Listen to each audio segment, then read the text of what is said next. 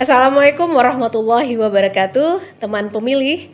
Kembali kita jumpa dalam podcast Pintar Pemilu. Pemilihan serentak tahun 2024 di Sumatera Barat telah selesai dilaksanakan. Hal ini ditandai dengan telah dilantiknya kepala daerah di seluruh Indonesia oleh Presiden Republik Indonesia pada tanggal 20 Februari 2025, termasuk tentunya gubernur dan wakil gubernur Sumatera Barat dan bupati, wakil bupati, wali kota dan wali kota yang ada di Sumatera Barat semua sudah dilantik, dan termasuk juga untuk kepala daerah yang merupakan hasil dari pemungutan suara ulang yang dalam hal ini di Sumbar terjadi di Kabupaten Pasaman. Itu juga sudah dilantik pada 30 Mei 2025 yang lalu oleh Gubernur Sumatera Barat. Dan pelantikan ini menandai bahwa seluruh rangkaian tahapan penyelenggaraan pemilihan serentak 2024 telah selesai dilaksanakan. Nah, dalam podcast Pintar Pemilu kali ini kita akan mungkin sedikit mengevaluasi penyelenggaraan pemilihan serentak tahun 2024 di Sumatera Barat. Untuk itu, saat ini di studio sudah hadir bersama kita Ketua KPU Provinsi Sumatera Barat, Bapak Surya Evitrimen. Assalamualaikum Pak Ketua. Waalaikumsalam warahmatullahi wabarakatuh. Iya, Teman pemilih, kita kembali bertemu dalam aktivitas yang dilakukan oleh KPU Provinsi Sumatera Barat dalam program untuk bagaimana kita tetap selalu mensosialisasikan proses demokrasi yang berlangsung khususnya di Sumatera Barat, walaupun tahapan pemilu dan pilkadanya sudah selesai. Oke, pemilunya sudah selesai, pilkadanya sudah selesai. Ya. KPU ngapain lagi nih Pak setelah ini? Sebenarnya KPU itu kan bekerja bukan hanya di saat tahapan berlangsung, di tahapan pemilu dan pilkada berlangsung, tapi di luar tahapan pemilu dan pilkada. Undang-undang pemilu juga mengamanatkan misalnya aktivitas yang tetap dilakukan oleh KPU secara bertingkat baik provinsi maupun kabupaten kota, termasuk di KPU RI secara nasional. Bagaimana secara berkala melakukan misalnya pemutakhiran daftar pemilih berkelanjutan. Atau bagaimana KPU merawat retensi arsip, termasuk juga mengevaluasi pelaksanaan pemilu dan pilkada yang sudah dilaksanakan. Karena tentunya di pemilu ataupun pilkada ke depan, pemilu dan pilkada yang lalu itu kan juga jadi pembelajaran terkait dengan hal-hal yang mana yang perlu dievaluasi, apa yang harus dilaksanakan, dan kendala apa saja yang ditemukan.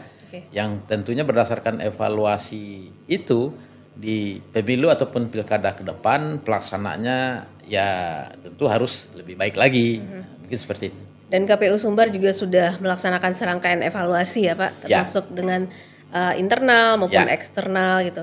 Nah, mungkin setelah beberapa evaluasi yang dilakukan, dalam pandangan Bapak Ketua sendiri gimana nih penyelenggaraan pemilihan serentak di Sumatera Barat? Apakah sukses atau gimana pokoknya pandangan Pak Ketua tentang ini? Ya, kalau pemilihan serentak di Sumatera Barat artinya kita kan berbicara tentang pilkada. Pilkada tahun 2024. Kalau secara umum ya pelaksanaannya sudah berlangsung dengan baik, dilaksanakan secara maksimal oleh KPU dan jajarannya. Keterlibatan partisipasi masyarakat, peserta pemilihan, simpatisan, pendukung calon dari pelaksanaan pilkada tersebut membuktikan bahwasannya secara maksimal tentu sudah dilakukan oleh penyelenggara pemilu di Sumatera Barat. Dan kalau berbicara tentang evaluasi bagaimana pelaksanaan kemarin itu secara umum, kalau secara umum mungkin saya berbicara tentang hal-hal yang berkaitan dengan misalnya pelaksananya. Pelaksananya dalam hal ini bukan hanya KPU yang terlibat secara langsung, tapi juga ada Bawaslu yang mengawasi, kemudian juga dukungan pemerintah daerah dalam baik anggaran, kemudian juga sosialisasi, termasuk bagaimana keamanan dipastikan aman oleh pihak keamanan, Polri dan TNI. Dalam pelaksanaannya kan kita melihat bahwasanya baik peserta pemilihan, simpatisan, kemudian juga pendukung pemilih merespon secara baik dan aktif pelaksanaan Pilkada tahun 2024 di Sumatera Barat, termasuk pasca pemungutan dan penghitungan hasil perolehan suara yang berdinamika, misalnya kemudian ada yang menerima, ada yang menggugat. Artinya kan ditanggapi secara baik proses pelaksanaan, tapi secara umum sudah berlangsung dengan sebaik-baiknya, secara maksimal sesuai dengan apa yang mesti dilakukan seharusnya oleh KPU sebagai penyelenggara. Oke, jadi banyak indikator kita bisa mengatakan ini pilkada udah sukses gitu ya Pak. Termasuk tadi dari soal keamanan gitu ya. Terus pelaksanaan pertahapannya seperti apa. Termasuk di dalamnya juga ada rekrutmen ya untuk badan ad hoc dan sebagainya. Termasuk mungkin salah satu hal yang akan menjadi indikator juga dalam penyelenggaraan pilkada itu adalah masalah logistik ya Pak ya. Biasanya itu adalah maksudnya itu tahapan yang sangat-sangat krusial gitu ya. Dan gimana masalah logistik kemarin di pilkada ini Pak? Apakah ada kendala dalam proses produksi? Apakah ada kekurangan logistik, terutama surat suara tentunya ya? Dan proses distribusi, karena kita tahu di Sumbar sendiri kan juga masih banyak daerah sulit gitu.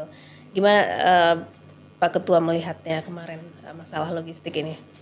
Jadi logistik ini tentu hal yang penting dalam pemilu ataupun pilkada di negara kita.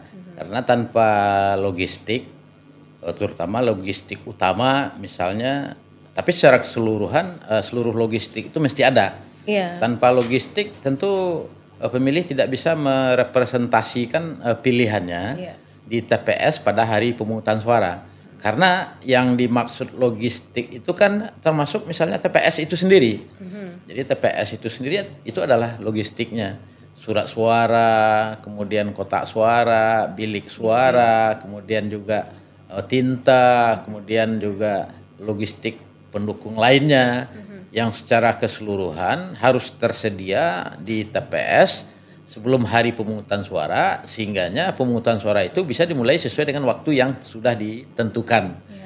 Tapi karena banyaknya logistik yang mesti disediakan dan banyaknya pihak yang harus terlibat dalam proses baik pengadaan, pendistribusian logistik itu sendiri, tentu banyak juga hal yang dihadapi di lapangan, dimulai dari proses perencanaannya, kemudian pengadaannya, kemudian pendistribusiannya dari perusahaan sampai ke gudangnya KPU Kabupaten Kota. Termasuk proses yang dilakukan di gudangnya KPU Kabupaten Kota dalam melakukan sortir, pelipatan, pengesetan, pengepakan, dan pengiriman ke TPS.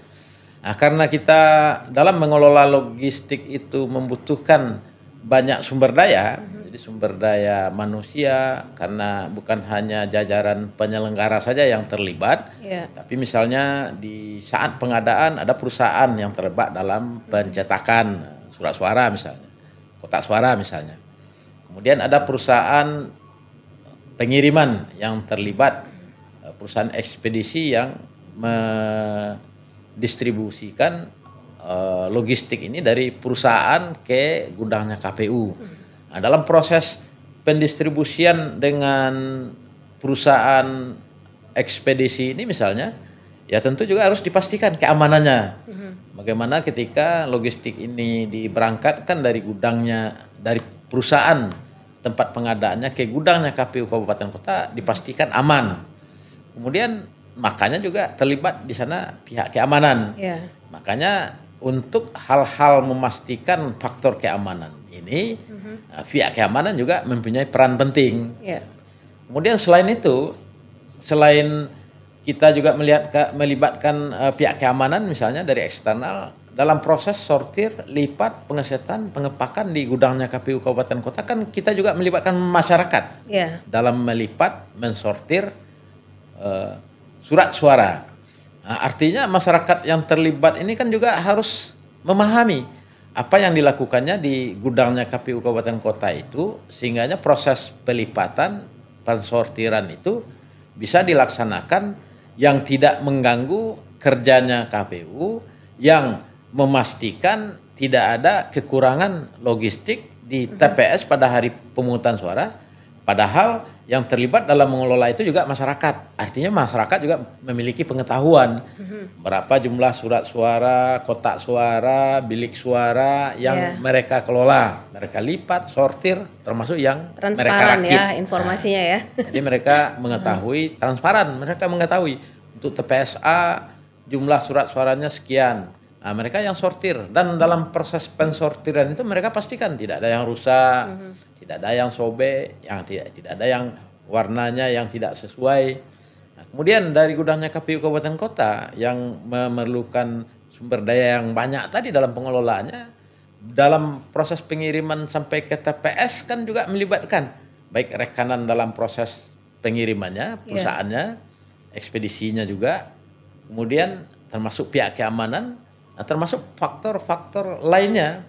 Faktor lainnya itu misalnya faktor alam. Nah, Sumatera Barat kan kita tahu sendiri sebagai daerah yang rentan bencana, faktor geografis, kemudian sarana prasarana untuk mencapai TPS dalam proses pengiriman logistik itu, akses transportasi yang digunakannya itu kan juga beragam. Betul.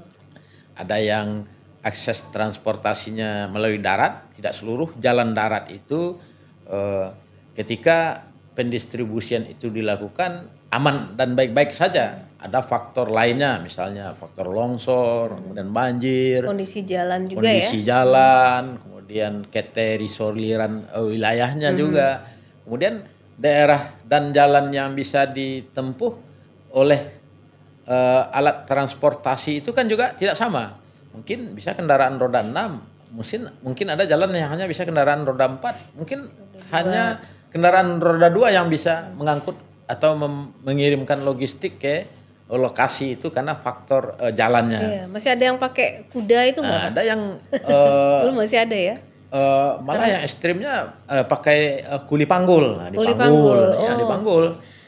Kita pernah juga waktu itu di daerah Pasaman Barat, Kinali itu pakai motor sawit itu loh Pak. Iya, nah ini kan ekstrim. Nah, itu di darat, belum di laut. Nah, daerah kepulauan, Kepulauan Mentawai, yang pakai perahu, yang pakai perahu bermesin, yang kemudian ketika dia kapalnya itu atau perahunya itu mendarat, tidak selalu di tempat pendaratan yang baik, kadang-kadang di laut harus diangkut.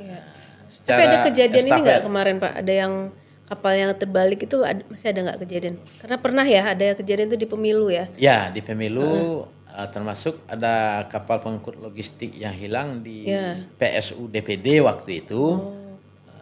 Tapi di pilkada? Di pilkada alhamdulillah seluruhnya bisa kita kelola dengan baik, karena berpengalaman di pemilu itu ada langkah-langkah antisipasi yang kita lakukan berdasarkan evaluasi di pemilu, apa yang harus kita siapkan, koordinasi apa yang harus kita lakukan, dengan pihak mana kita kemudian juga harus berkoordinasi sehingga seluruh permasalahan itu terpetakan. Makanya kita koordinasi dengan BMKG, kemudian dengan pihak kepolisian, kemudian juga dengan pihak-pihak lainnya yang memiliki akses terkait dengan pelaksanaan distribusi logistik yang kita lakukan. Misalnya kita juga koordinasi terkait dengan bagaimana ancaman erupsi Gunung Merapi. Gunung Merapi, karena pada saat tahapan itu berlangsung kan Merapi ini erupsi, pengalaman kita kemarin kita petakan juga. Mana TPS yang perlu direlokasi ketika erupsi terjadi dan itu mengancam daerah-daerah di wilayah sekitar Gunung Merapi yang ada TPS-nya misalnya. Langkah apa yang kita lakukan, dan itu kan selalu kita koordinasikan dengan pihak-pihak terkait, termasuk juga berkaitan dengan listrik, dengan PLN-nya. Karena di TPS-TPS itu kan mesti terjamin ketersediaan listriknya. Belum lagi jaringan internet ya. Nah, termasuk jaringan internet kita komunikasikan baik dengan Kominfo, kemudian pengelola internet, Telkomsel, dan lain-lainnya, sehingganya untuk potensi masalah-masalah yang akan menyulitkan kita atau menghambat di saat proses pendistribusian itu dilakukan termasuk di hari pemungutan suara sudah kita antisipasi jauh-jauh sebelumnya. Itu Bu Lydia. Berarti insya Allah semua lancar gitu ya, karena kita sudah belajar dari pengalaman sebelumnya. Itu gunanya evaluasi ya. Kita evaluasi, kita petakan masalahnya, kita belajar dari kondisi alam yang ada juga. Itu salah satu indikator juga itu. Nah kemarin juga kita pakai Sirekap gitu ya. Lancar nggak Pak? Kan kalau Sirekap itu kuncinya di jaringan internet juga ya. Gimana dengan daerah-daerah yang apa? Alhamdulillah kalau di pilkada jauh sangat lancar dibanding dengan pemilu waktu itu kan. Bisa berjalan sesuai dengan apa yang kita harapkan. Kemudian juga dukungan listrik, internetnya juga memungkinkan. Karena sudah koordinasi dengan berbagai pihak tadi ya. Dengan pihak-pihak terkait yang kita perlu dukungannya, termasuk dengan pemerintah daerah, pihak keamanan dan lain-lain sebagainya. Sehingganya termasuk Sirekap kemarin itu lebih lancar dan malah alhamdulillah lancar dibanding pada saat tahapan pemilu. Oke. Nah, mungkin indikator lainnya gugatan. Ada yang tidak setuju atau mungkin tidak puas dengan hasil pilkada. Untuk Sumbar sendiri banyak nggak gugatan yang ke MK kemarin, Pak?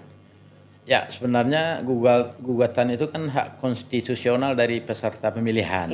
Karena undang-undang pemilihan, undang pilkada kita juga menjamin bahwasanya ketika ada pihak yang tidak setuju dengan keputusan KPU, diberikan ruang, ada sarana untuk menyelesaikan hal itu. Yaitunya kalau untuk berkaitan dengan hasil pemilihan bisa disengketakan ke Mahkamah Konstitusi ketika para pihak tidak sepakat dan setuju dengan keputusan yang sudah dibuat oleh KPU.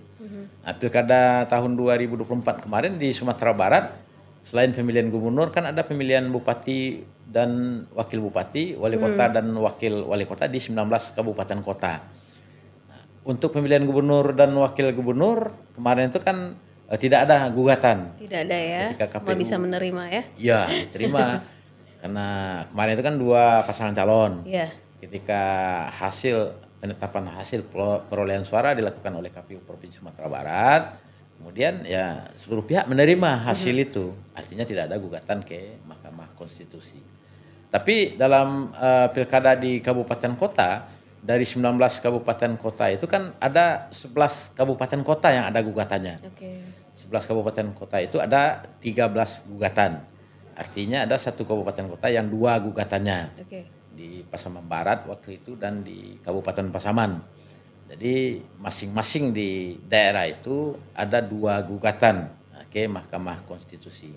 Dan di 9 kabupaten kota lainnya ada masing-masingnya 1 gugatan ke Mahkamah Konstitusi. Artinya memang ada kemarin yang menggugat ke Mahkamah Konstitusi. Tapi itu wajar ya, dalam proses demokrasi itu. Ya, itu hak konstitusional yang diberikan kepada peserta pemilihan ketika mereka tidak menerima hasil pemilihan yang ditetapkan oleh KPU, diberikan sarana untuk penyelesaiannya, yaitunya di Mahkamah Konstitusi. Dan dari 11 gugatan yang berlanjut gitu gugatannya. Jadi ada 13 gugatan. 13 gugatan itu di 11 kabupaten kota. Dari 13 gugatan itu yang kemudian berlanjut ke tingkat pembuktian itu kan hanya 2. Hanya 2 ya. Hanya 2 di Pasaman Barat dan di Pasaman.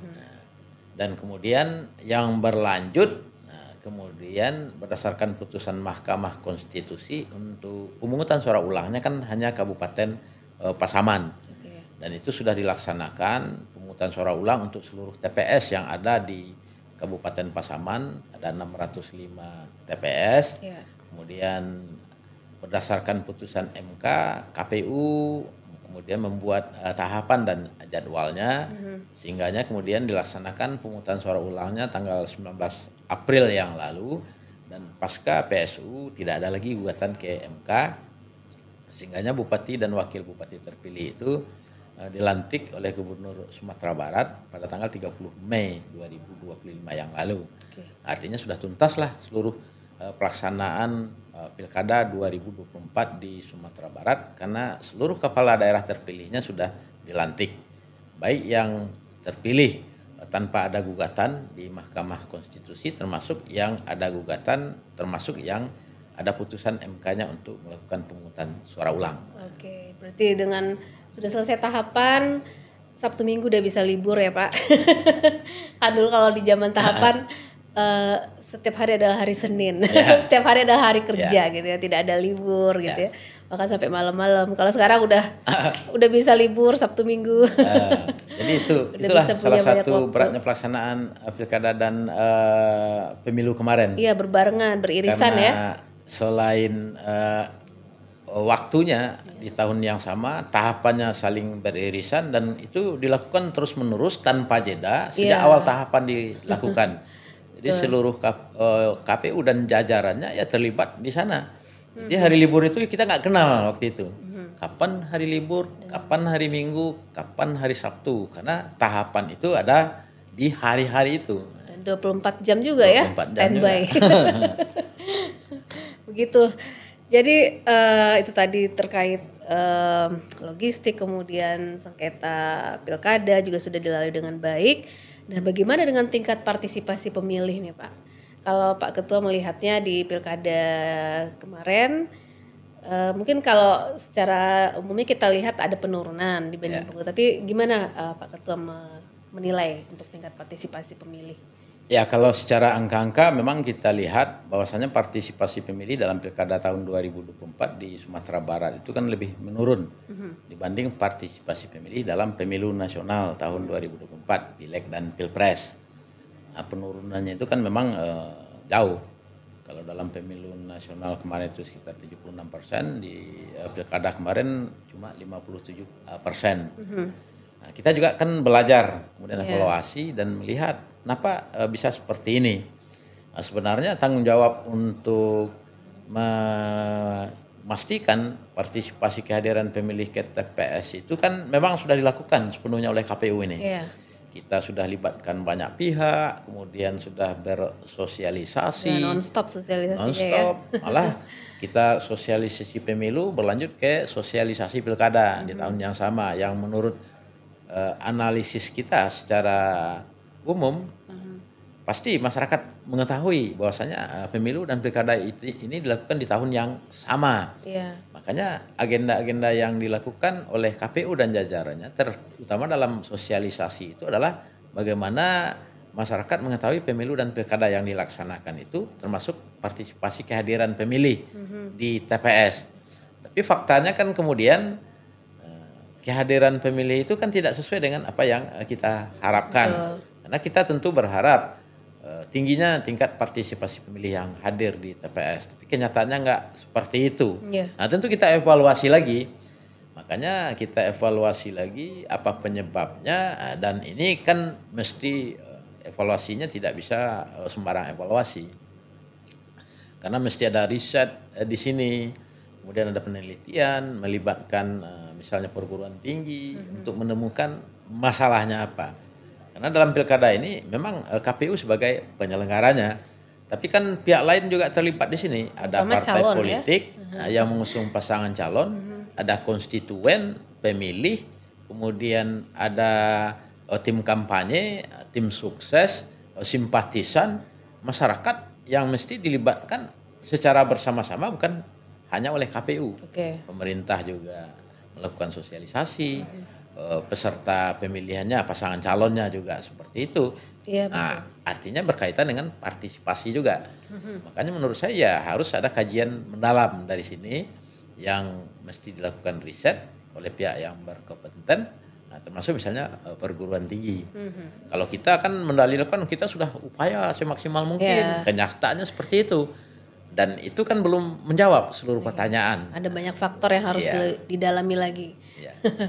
Nah, berarti kan semua rangkaian sudah selesai dan masyarakat tentunya ingin mendapatkan informasi yang komprehensif tentang penyelenggaraan pilkada ini. Nah, KPU Sumbar sendiri bagaimana Pak upayanya untuk bisa menyampaikan hasil atau informasi terkait hasil penyelenggaraan pilkada ini kepada masyarakat? Apa saja yang bisa mungkin diakses oleh publik gitu? Ya, walaupun tahapan pilkada sudah selesai, tapi informasi terkait dengan pelaksanaan pilkada yang dilakukan oleh KPU kemarin kan tetap kita sampaikan ke masyarakat. Secara normatifnya misalnya kita menyampaikan informasi itu dalam bentuk misalnya kita menulis buku pilkada dalam angka, kemudian bagaimana dinamika pilkada di Sumatera Barat.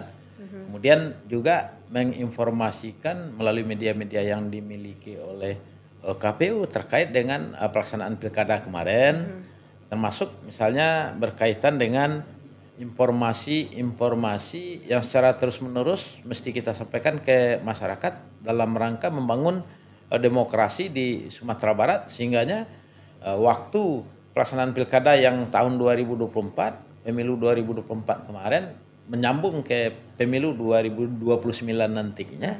Nah, informasi itu tetap tersampaikan secara terus-menerus.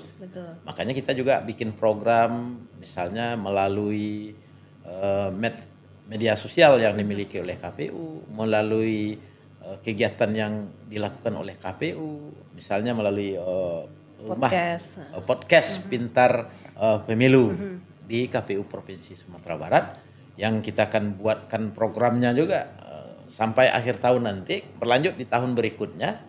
Nah, yang secara berkala nanti akan kita sampaikan secara terus-menerus, sehingganya informasi itu selalu sampai ke masyarakat, sehingganya apa yang kita lakukan kemarin itu tetap diketahui oleh masyarakat walaupun tahapan pilkadanya sudah selesai. Oke, jadi kita tetap akan selalu ya memberikan informasi kepada teman pemilih terkait pemilu, pilkada gitu ya. Dan KPU juga bukan hanya bekerja di waktu pemilu dan pilkada aja ya Pak, karena ini kan banyak nih anggapan pemilu, pilkada udah selesai, KPU mau ngapain lagi gitu. Itu kan banyak yang berpikir seperti itu. Nah, ini bisa tadi ada data pemutahiran data pemilih berkelanjutan. Jadi itu pekerjaan KPU juga setelah pilkada, dan pemilu dan pilkada itu juga merupakan sebuah siklus ya Pak, dia akan terus berkelanjutan, berkesinambungan. Termasuk sosialisasi pendidikan pemilih juga berkelanjutan. Berkelanjutan. Sehingganya kemudian masyarakat itu bisa mengenal dan memahami sepenuhnya apa itu pemilu, kenapa pemilu harus dilakukan, kenapa harus secara berkala, dan kemudian kan tidak seluruh pemilih yang memilih kemarin itu, tidak seluruh pemilih yang kemarin itu akan memilih lagi, karena akan ada pemilih baru, akan ada pemilih yang belum memilih dalam pemilu pilkada kemarin itu, di pemilu pilkada berikutnya akan memilih. Makanya kesinambungan informasi itu terus harus terjaga, dan yang bisa menyampaikannya yang memang itu adalah tugasnya tentu KPU. Sebagai salah satu pilar demokrasi di negara kita, bagaimana demokrasi itu bisa dibangun, tentunya dengan informasi yang terus-menerus, kemudian yang sepenuhnya informasi itu kebenarannya bisa dipercayai, dan itu berkaitan dengan agenda-agenda yang dilakukan oleh KPU, bukan hanya di saat tahapan pemilu ataupun pilkada. Baik, oke, berarti ini tadi Pak Ketua sudah janjikan ke teman pemilih ya, bahwa podcast Pintar Pemilu ini akan berkelanjutan. Kita akan tetap hadir untuk teman. Karena ini adalah tantangan dan tanggung jawab kita semua untuk menjawab kebutuhan informasi di masyarakat terkait dengan pemilu dan pilkada melalui podcast Pintar Pemilu KPU Provinsi Sumatera Barat. Oke, baik, terima kasih Pak Ketua, informasi yang luar biasa, dan juga terima kasih banyak atas waktunya dalam podcast kita kali ini. Dan seperti yang disampaikan Ketua tadi, bahwa podcast Pintar Pemilu insya Allah akan selalu hadir untuk teman pemilih secara berkelanjutan juga, sesuai komitmen kita bahwa penyampaian informasi itu harus terus-menerus berkesinambungan, betul ya Pak Ketua? Baik, demikian teman pemilih podcast kita kali ini, dan tentunya kita mengucapkan terima kasih atas atensi teman pemilih semua. Terima kasih sekali lagi juga untuk Bapak Ketua untuk waktu dan informasi yang telah diberikan. Saya Lydia sebagai host undur diri dulu, dan kita ucapkan Assalamualaikum warahmatullahi wabarakatuh. Waalaikumsalam warahmatullahi wabarakatuh.